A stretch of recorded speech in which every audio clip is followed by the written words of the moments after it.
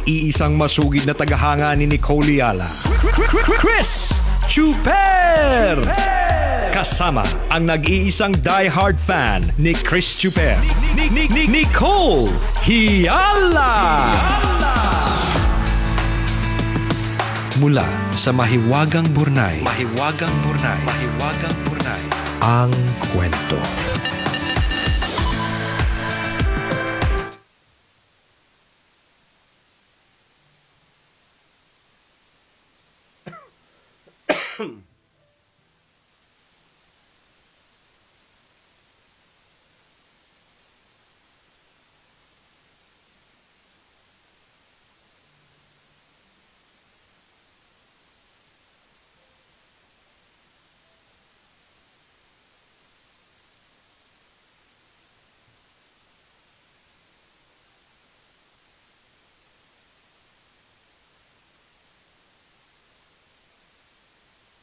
Dear Nicole and Chris, itago nyo na lang ako sa pangalang Leia, OFW dito sa Hong Kong.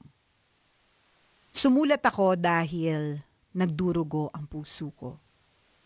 Salamat na nga lang at may tambalan na pwede kong pagsabihan at handang makinig sa love story ko na talaga namang nakakapanlumo.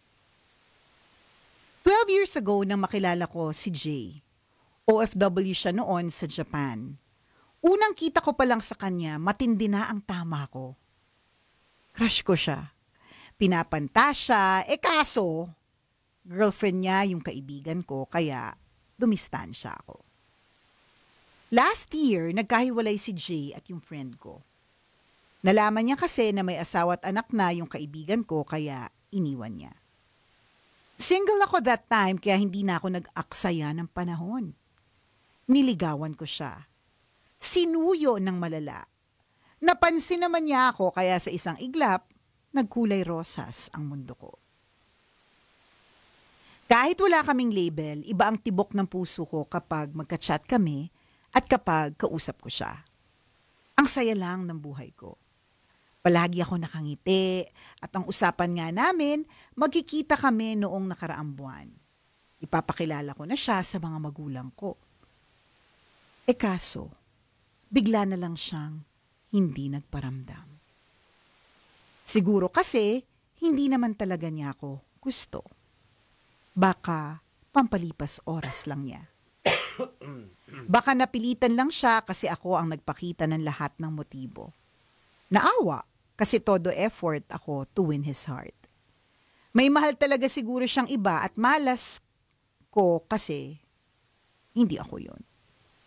Hindi ko alam kung bakit bigla niya akong iniwan. Ang alam ko lang, hindi naging kami. Walang kami at hindi na yata mangyayari. Sayang lang kasi totoo yung pag-ibig ko sa kanya pero hindi niya sineryoso. Ibinigay ko na sa kanya ang puso ko ng buong buo, nilagay sa plato't hinain pero hindi pa niya pinahalagahan at pinakawalan lang. Hindi man lang niya ako sinubukan para malaman niya kung hanggang saan ang pagmamahal kong tunay na tunay. Pero ganun talaga siguro.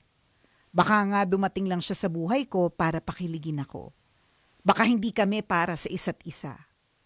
Magbabakasyon na lang ako sa Macau at doon na magtatrabaho. Malay natin, baka nandoon talaga ang forever ko. At hinihintay na niya ako. Salamat sa tambalan na dahil binasa niyo ang aking sulat.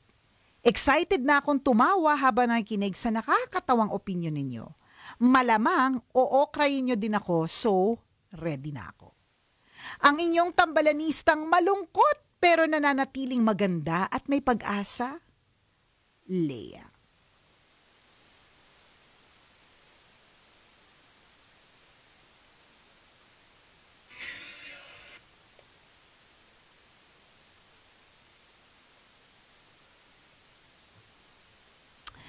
Ayun naman pala, 'di ba? Yun naman yung kagandahan dito kay Leia, partner eh. Hindi siya nagi-give up. In fact, pupunta pa ng Macau kasi malay mo doon mahanap ang love life, 'di ba? Malay mo, alam mo minsan hindi na natin kailangan lumayo eh. Oo. 'Di ba? Mga yung kaawin mo sa tindahan, malay mo siya pala yung soulmate So mo. dapat lagi naka-lipstick na pula because you'll never know. Kahit magpapabarya ka lang, kailangan nakapabango ka. Correct! Dapat Ganon. aurang-aura ka.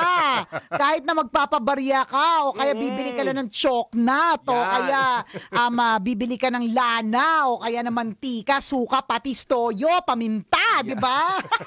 Kailangan putok na putok. Oo, Ganon. kasi you'll never know, 'di ba? Pero goods na goods ako diyan na Lea na hindi ka nag-give up on love. Yes. Ano lang talaga hindi naman sa pero sa bagay sanay ka ng already ka ng kamo maokray, 'di ba? Hindi naman kami nang okray Wala kang ebidensya ha. Sabi mo ready ka na ma-okray. Hindi ka naman namin o-okrayin pero feeling ko medyo hard truth lang talaga tayo. Sa tingin ko talagang ready ka naman talaga umibig. Gusto tingnan mo nga 'di ba? Nung una naguluhan pa ako, okay, talagang hindi. Talagang babae siya tapos niligawan niya talaga yung lalaki. Kumbaga para sa iyo, all is fair in love, 'di ba? So kung gusto natin talaga ng tinatawag na equality, importantatious talaga na okay lang naman liligaw ang babae sa lalaki nang hindi inuhusgahan, di ba? Yes. Kasi sinasabi natin, dapat equal, pantay-pantay ang lalaki at babae, lahat ng mga gender, ganun, di ba? So, dun sa part na yung very good ka. Kaya lang, ang napansin ko lang sa'yo, Lea, parang puro ito tungkol sa'yo. Parang para sa akin maaari, 'di ba? Hindi naman ako medyo advanced mag-isip, pero maaari na pag nagkaroon ka ng karelasyon, ang lagi mong iisipin yung feelings mo lang. Kasi dito parang ano ba naman 'yan? Hinain ko na nga, kakainin niya na lang. 'Di ba? Inilagay ko na nga sa plato. Nag-imagine silang lahat tuloy. Nakakain sa plato yung yung si Lea. Oo, kung ano makakainin nung lalaki. 'Di ba? Kasi it's all about her. How you feel, ano yung ginawa mo, kumbaga parang ano yung paano mo sinabi, hindi man lang siya nagbigay ng pagkakataon, 'di ba? Yung mga ganon, it's all about you. Hindi natin pwedeng pilitin, girl, Lea. Kung talagang hindi ikaw yung trip. So, sa buhay natin, kailangan nating maisip na hindi lang ito tungkol sa atin. May feelings din yung kabilang party. 'Di ba? Minsan, may mga ganyan tayong eksena pa-victim. Ako ang kawawa. Porke mahirap lang ako. Porke hindi ako maganda. Porke kulang ang kakinisan ko. Puro gano'n, puro ikaw. Pero hindi mo ba naisip? Meron ka ding may feelings din yung kabila, yung feeling mo, 'di ba? Victim ka, 'di ba? Nagets naman natin, pero may feelings din siya at yung feelings na yun wala para sa iyo, 'di ba? Unfortunately, hindi ito tungkol sa iyo na parang porke nagbigay ka ng lahat, ine-expect mo na ganun din ang balik. Sana. Pero ang buhay ganun eh. 'Di ba? Ilang beses na natin na-experience. Sobra-sobra ang tindi-tindi ng ng inilaban mo sa school competition.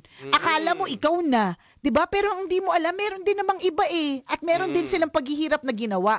So hindi lang ito puro tungkol sa iyo porke ikaw yung nanligaw, porke ready na, nakahain na agad oo, hindi ganoon. Hindi lahat ng tao ganoon. May mga taong marunong mag-isip, may mga taong marunong, 'di ba, choosy sa madaling salita. Ay, ang sakit nung sinabi ni partner. Nagmamachusi. Kasi totoo, choice na yun Hindi mo yung maalis sa sino Correct. man. Ganun siya. Oo. Karapatan niya, kalayaan niya, o Na ng tumanggi. sino man ang Na tumanggi. tumanggi at mamili Diba, ng taong pakikisamahan, lalo na ng taong mamahalin. Truly.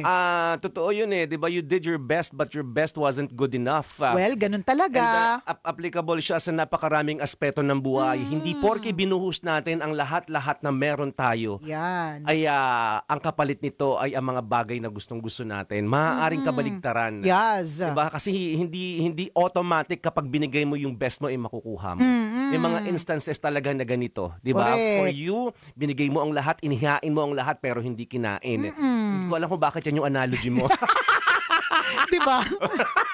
Hindi, kumbaga parang parang served na pero, silver platter. Kumbaga parang, ano pa bang hinihintay mo? Kakainin mo na lang, diba? Nakahain di ba? Oo. Kakainin na lang. Pero may ganun talaga. Hindi lahat ng tao ay pwedeng kainin kung ano ang nakahain. Correct. Gusto nila, allergic siya sa mga hinahain mo. Diba? At choice niya puro yun. mani pala yan. Ayaw niya ng mani. Ayaw niya. Hindi mani ang trip niya. Ang trip niya na longganisa. Diba? Chorizo. Diba? Ganun. Totoo yun. So in this case, ang moral of the story, huwag ka mag-e-expect.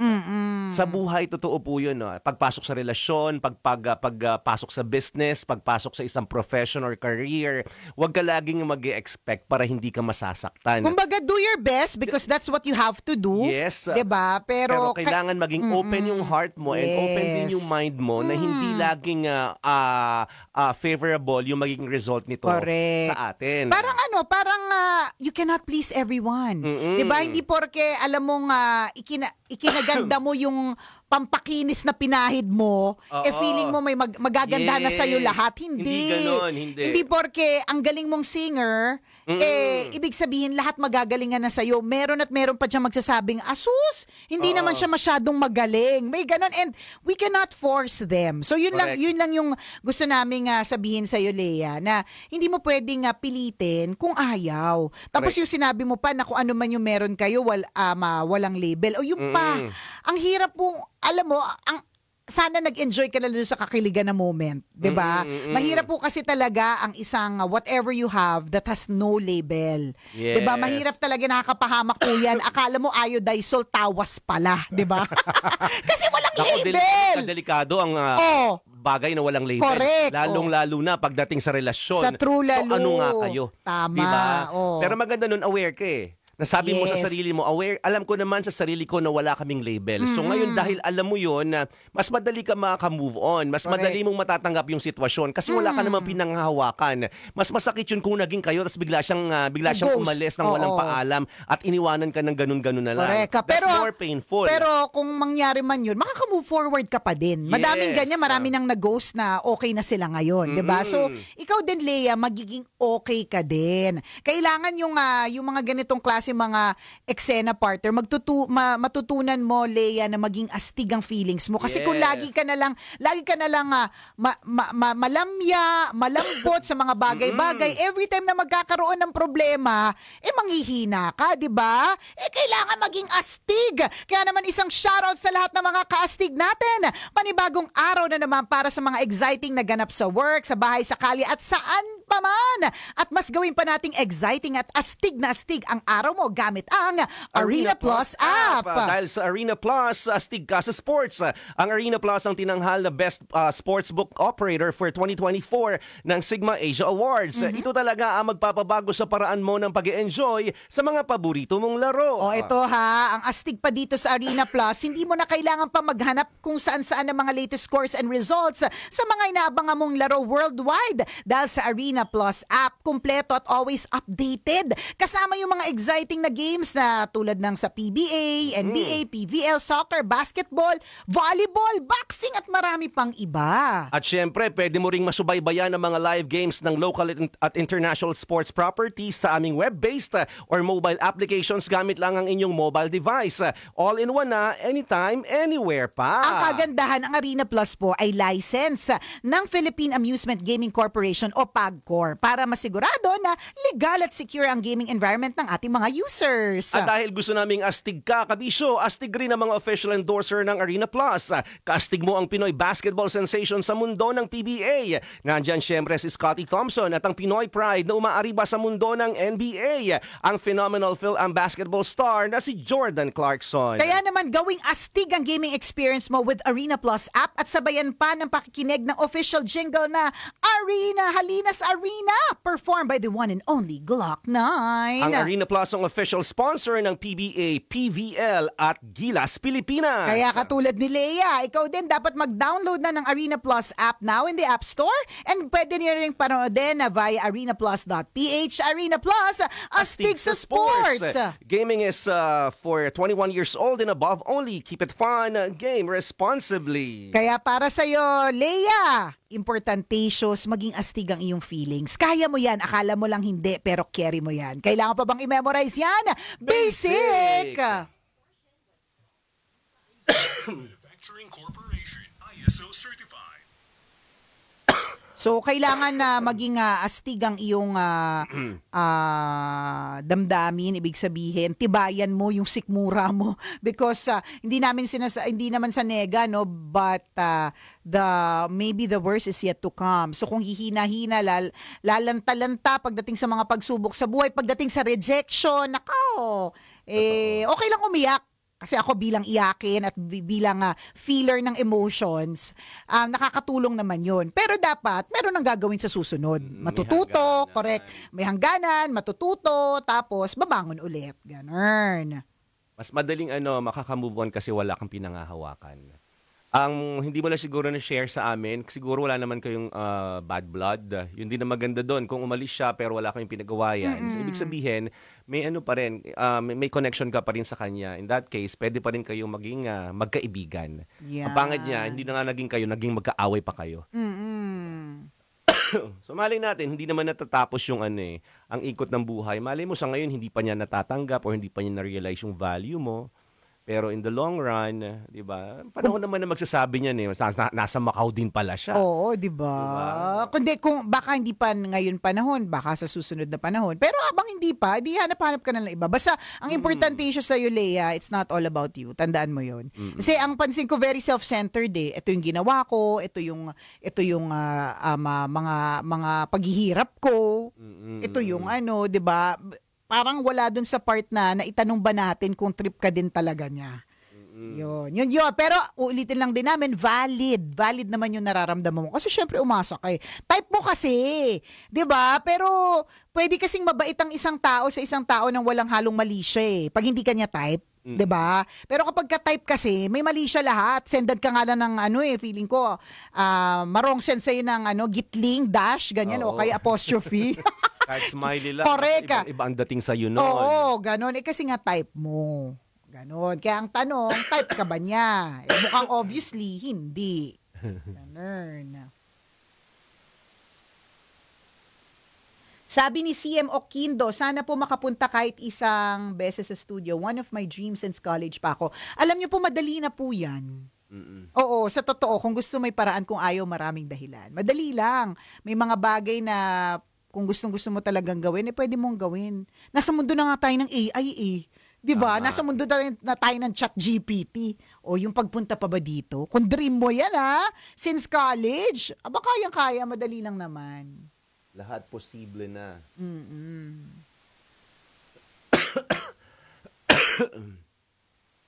Ayun. Sabi ni Arvil Boy 2, di tikman mo na kahit walang label para alam mo kung tawas o asin. Kaya lang kasi pag nagkatikiman tas walang label, mas mahirap. Oo, parang mas may expectation ka kasi nga may ganap. Nagkatikiman na. Shoutout from Anda. Shoutout kay Prince Neme. Sana po makapunta kami dyan ni Ian Timothy. Lagi niya ako nahuhuli na kinig sa podcast Spotify game. Sabi ni It's Max Beach. Hello kay JB Ventura. Pa-shoutout po. Jelay, Sofia, Jeline, June, Manuel, Jaika, and Team Jerry Pavan. Yan. Thank you po. Salamat. Ay kay Rafi Katada, kay Hertrolito Bukat.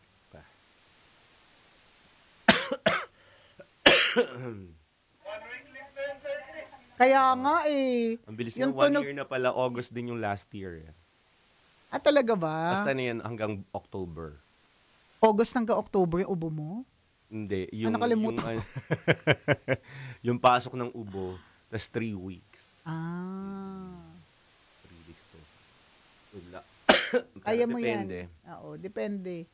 Anuman mo na, lahat ng mga pangontra, binigyan na kita ng honey malamig na yan. So lahat ng mga pwedeng inumin, ispray, muriatic meron ako, muriatic acid, gargle yan, ganun.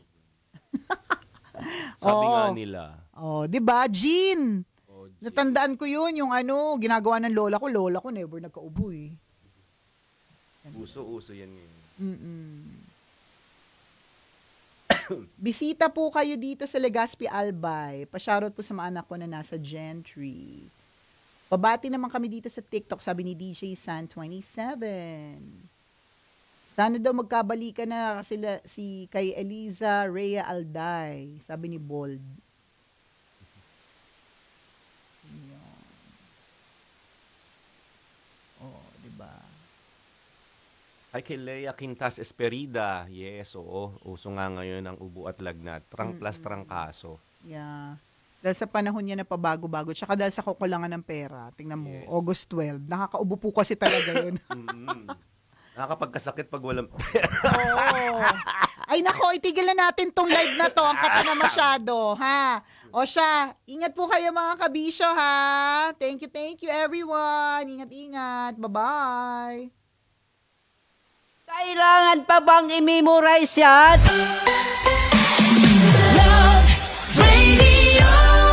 Basic! Para sa tugtugang nakakayugyog, mga kwentong may konting kurot at tawa ng siguradong yayanig ng mundo mo, tutok na sa 90.7 Love Radio. Ang bisyo mong nakaka-feel good, nasa radyo na, nasa social media pa. Kailangan pa bang i-memorize yan? Basic!